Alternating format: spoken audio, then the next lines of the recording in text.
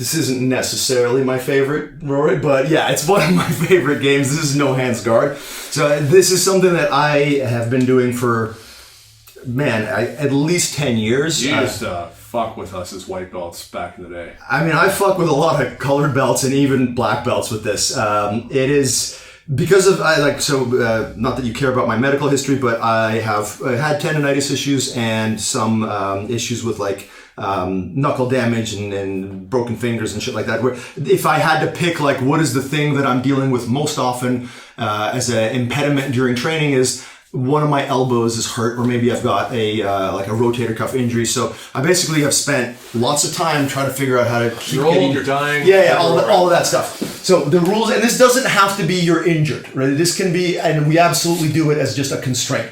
The rules are, unlike fuck your jiu-jitsu passing, I can engage my partner with any form of clamp or hook or whatever. I can play guard. Sweeps. Yeah, embarrassing sweeps. I do occasionally knock people down with shit like this, all of that stuff, whatever. I'm trying to sweep you and I'm trying to submit you. So this is not a purely guard retention game, although if you're going up against anyone anywhere near your level or above, it becomes a guard retention game. But what I'm not allowed to do is use my hands. So there are kind of two expressions of this. If I'm really trolling people, my hands will be tucked inside my belt and I won't even use my elbows at all, and I'll just use my legs.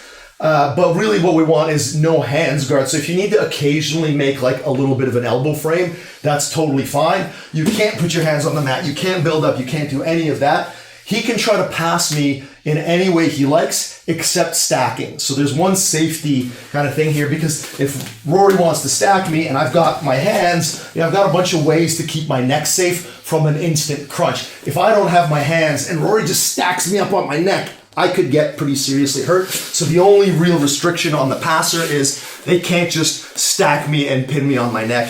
It's not something I'm overly worried about with more experienced grapplers. If this is just purple belts doing this, you can probably include stacking, because most purple belts will know to just concede the pass and not eat the neck pressure. But white belts, they may not know how to avoid it, but even if they know how to avoid it, they just haven't developed the awareness and timing to get out soon enough. So you're going to get situations where, can you slowly stack me, please? You're going to get situations where you're not using your hands, and I start pinning my ankles to the mat here, just like this sort of thing. Yeah, and now I'm basically stuck. Rory's abdomen or chest is pinning my hips, his arms are pinning my legs, and I don't have the ability to use my hands to defend myself. So this is the one thing, or use my hands, to defend myself. So this is the one thing that we want to avoid in this particular game. But other than that, it's pretty much a free-for-all for him to try to pass me. The one caveat I would say is that for the player on top,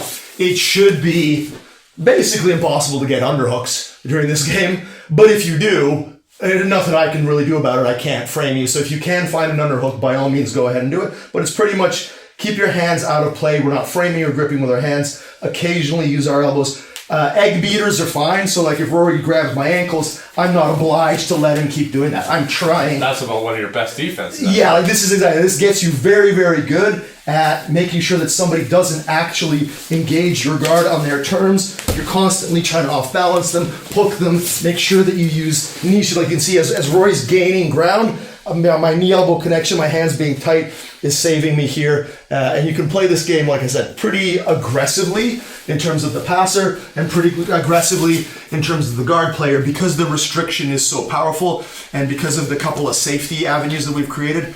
I think this is, outside of the realm of the pure fuck your jiu-jitsu rounds, this is probably the round that is most responsible for what I feel is the success that I've had in competing and going out and basically knowing that I'm, at least with the people in my category that I'm competing against, I'm not worried about ever getting my guard passed. I do rounds like this all the time where nobody passes my guard in the gym, basically, other than this guy.